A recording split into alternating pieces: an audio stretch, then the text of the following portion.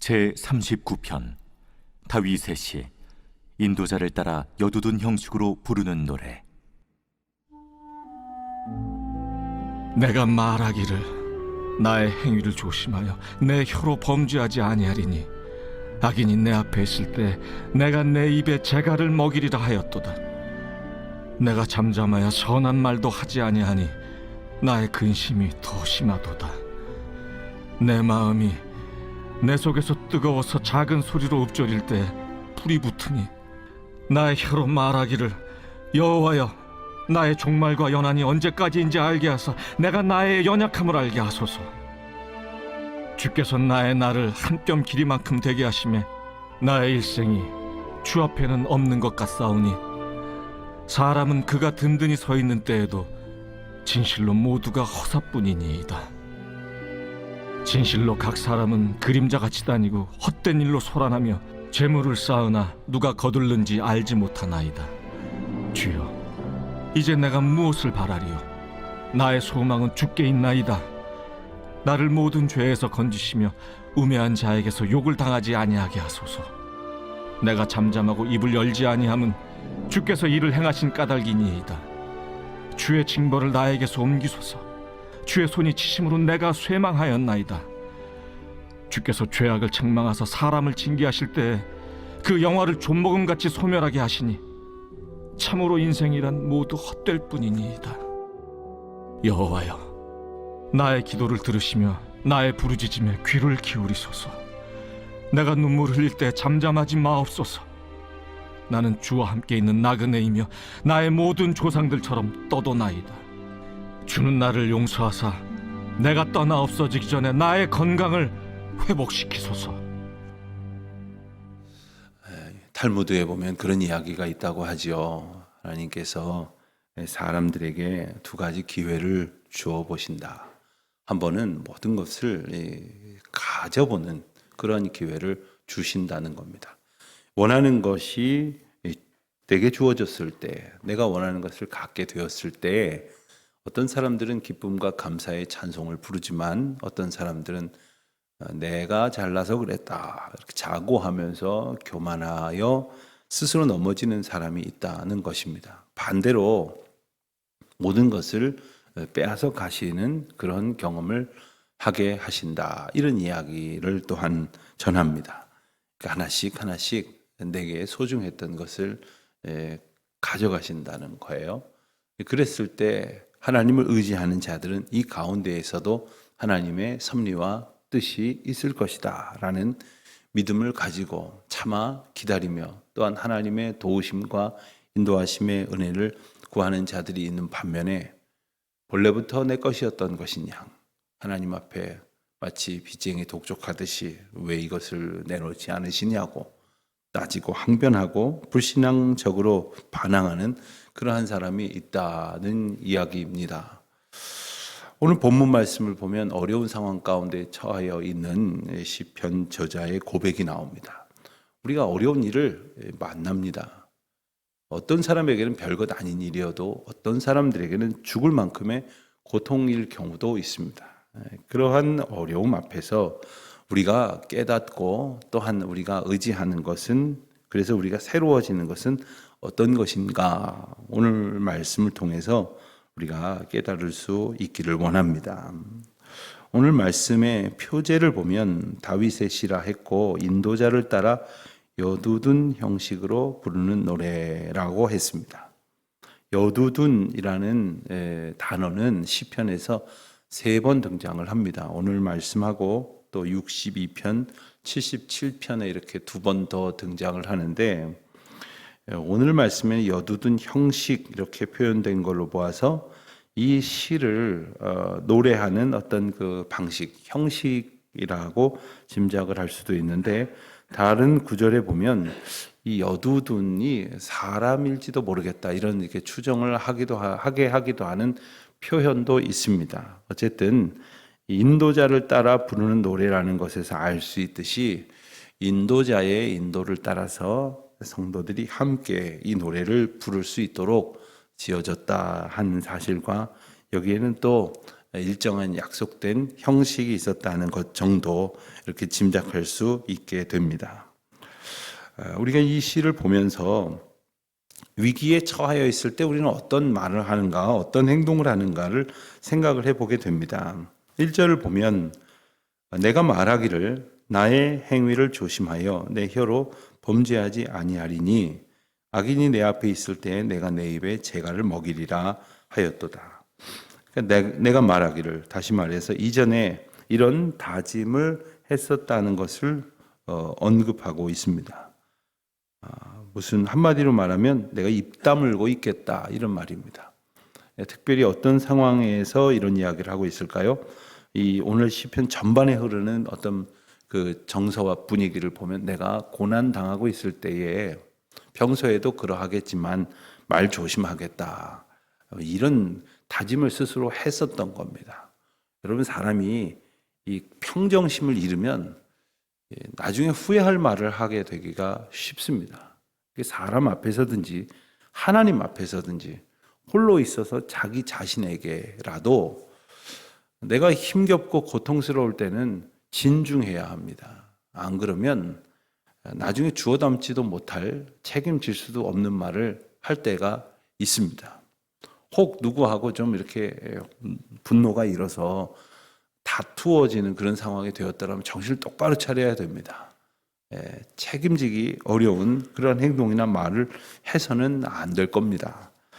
시편 저자가 이렇게 말하는 것은 무엇 때문이었겠습니까? 이런 때 아마도 실수를 해봤거나 실수하는 사람을 보았을지도 모르겠습니다. 실수하기 쉽다는 자신의 연약함을 경험했을 겁니다.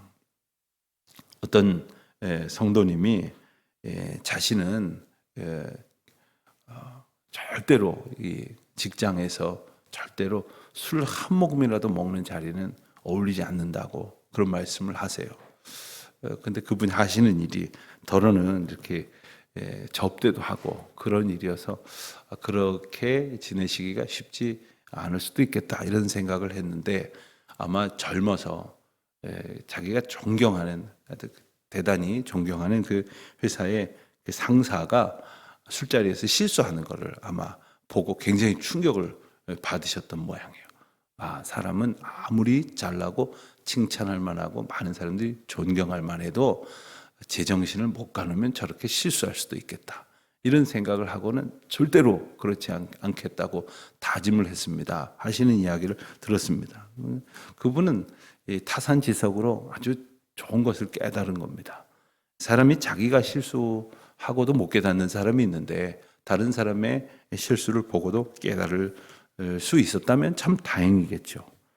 여두둔의 형식으로 부르는 노래라고 하는 이 말 속에는 이와 같은 내용이 담겨져 있는 것이기도 하지만 이와 같은 내용이 어떤 형식으로 들어가 있는 것이기도 할 텐데, 오늘 말씀에 보면 이런 조금 전에 말씀드렸던 이 과거에 했던 이야기와 현재 했던 다짐, 그 미래에 했던 소망들이 이렇게 넘나드는 그러한 방식을 사용하기도 하는데, 또 이런 방식은 아닌가 하는 짐작을 하는 분들도 있습니다. 자, 그런데 그런 말을 했는데 2절에 보면 내가 잠잠하여 선한 말도 하지 아니하니, 내가 잠잠하여 선한 말도 하지 아니하니 나의 근심이 더하도다.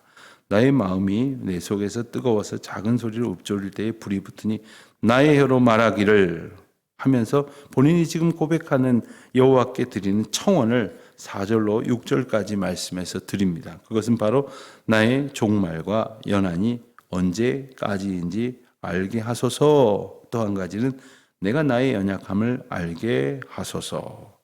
그렇습니다. 인생이 얼마나 연약한 존재인지 조금이라도 생각할 수 있게 된다면 자기 자신은 좀 절제하면서, 그리고 절대자요 주권자이신 하나님 앞에 지혜를 구할 것입니다. 그리고 이러한 질문을 갖게 될 것입니다. 나의 종말과 연한이 언제까지입니까? 여기서 말하는 연한은 지금 겪고 있는 고통이 언제까지입니까? 라는 그런 의미를 가지고 있습니다. 내가 나의 연약함을 알게 하소서. 그렇습니다. 우리가 연약하다고 하는 것을 지금 시편 저자가 고백하는 것은 내가 견딜 수 없는 존재라는 것을 깨닫게 하옵소서라는 말입니다. 여러분, 우리가 견딜 수 없음을 알 때에 하나님을 의지하게 되는데, 견딜 수 없는 상황에 이르렀는데도 견딜 수 있다고 스스로를 자신만을 의지하거나 또 하나님을 신뢰하게 하시는 은혜의 기회를 날려버리는 일이 없어야 할 것이겠습니다. 시편 저자는 계속해서 고백합니다. 5절 말씀을 보면 주께서 나의 날을 한 뼘 길이만큼 되게 하심에 나의 일생이 주 앞에는 없는 것 같사오니. 그렇습니다. 지금 내 남은 삶이 얼마 되지 않을 것만 같은 극심한 고통을 느끼고 호소할 때에 정말 인생의 날이 한 뼘 길이만큼도 안 될 것 같구나 하는 그러한 허무함을 깨닫기도 합니다. 오히려 그 앞에 있는 것이 아무것도 없는 것처럼 여겨지게 될 때에 지금 5절 하반절에서 고백하는 것처럼 그가 든든히 서 있을 때에도 진실로 모두가 허사뿐이니이다. 모두가 허사입니다. 아무것도 온전한 게 남아있지 않고 모두 다 허사로다 하는 그러한 단식을 할 때가 혹시 없으셨습니까? 우리가 이 땅을 살아가면서 그럴 때가 종종 있습니다. 그러한 형편에 맞닥뜨릴 때가 있을 때 그 어느 때에도 누릴 수 없는, 그리고 만날 수 없는 은혜를 만난다면 그것이야말로 하나님의 복이고 인생에게 주시는 그 놀라운 은혜가 아닐 수 없습니다.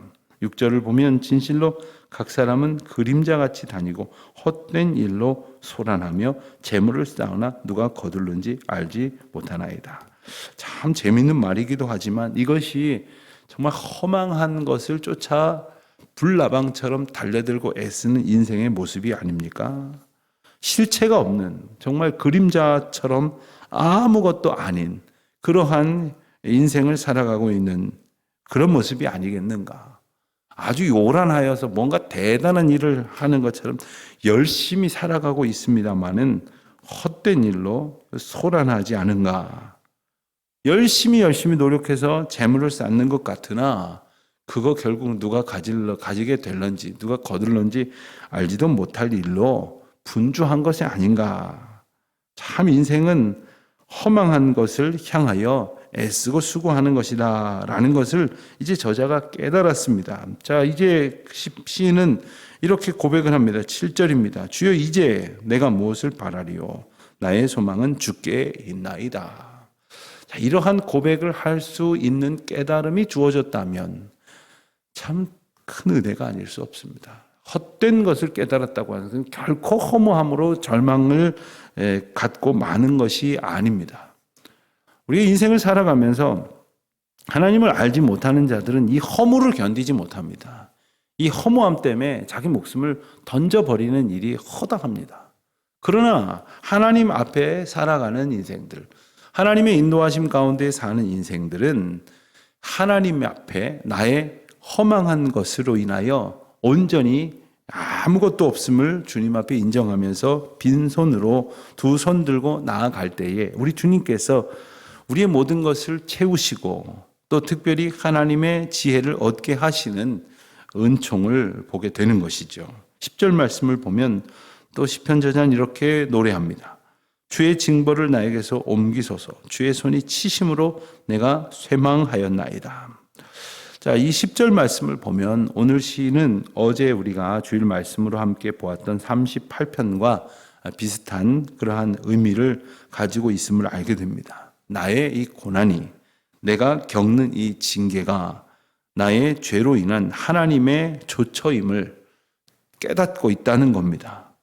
이것은 하나님과 나와 그리고 내 앞에 있는 죄의 관계를 분명히 인식하는 데서부터 시작될 수가 있습니다.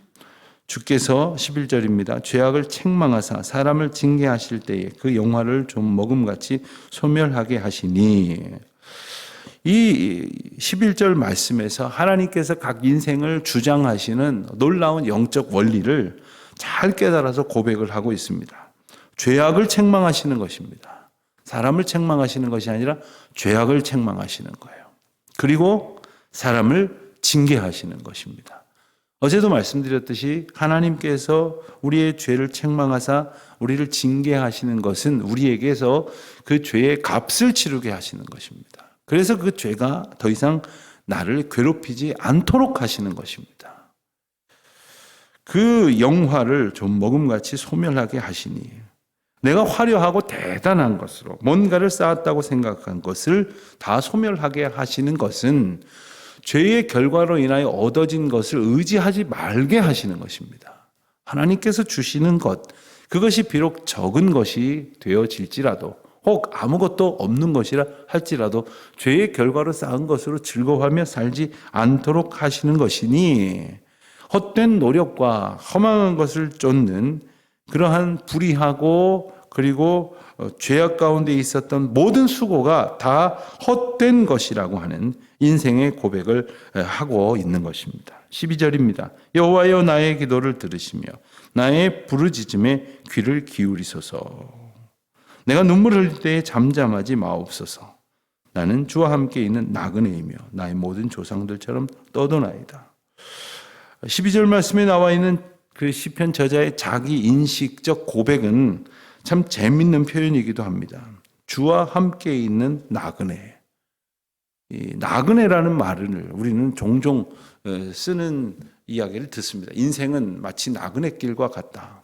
뭐 그런 노래도 있죠. 오래된 노래 중에 최희준 씨인가요? 인생은 나그네길. 어디서 왔다가 어디로 가는지.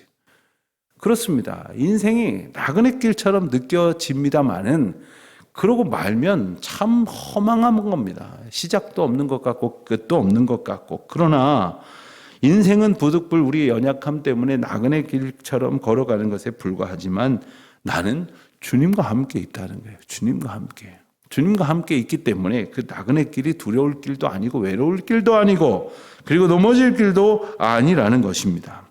그 주님을 의지하기에 주여 나의 부르짖음에 귀를 기울이시고 잠잠하지 마옵소서라는 기도를 드리는 것이지요. 오늘 우리는 분명히 세상 사람들과 다름없는 그런 어지러운 이 세상을 또 두렵고 떨리는 가운데에 외롭고 고통스러운 가운데에 걸어가게 될 것처럼 보일런지 모릅니다. 그러나 우리는 주님과 함께 있는 은혜를 얻었기에 주님께서 우리의 죄악을 책망하심으로 우리를 용서하셔서 우리가 하나님의 은혜를 힘입어서 건강을 필요로 하는 이들에게는 건강이 회복되는 은총을 주실 것이고 마음이 위로받아야 할 이들에게는 그 마음을 위로해 주실 것이고 찢겨진 관계로 아파하는 이들에게는 그 관계를 회복시켜 주심으로 주님의 간섭하심을 경험하게 하실 것입니다.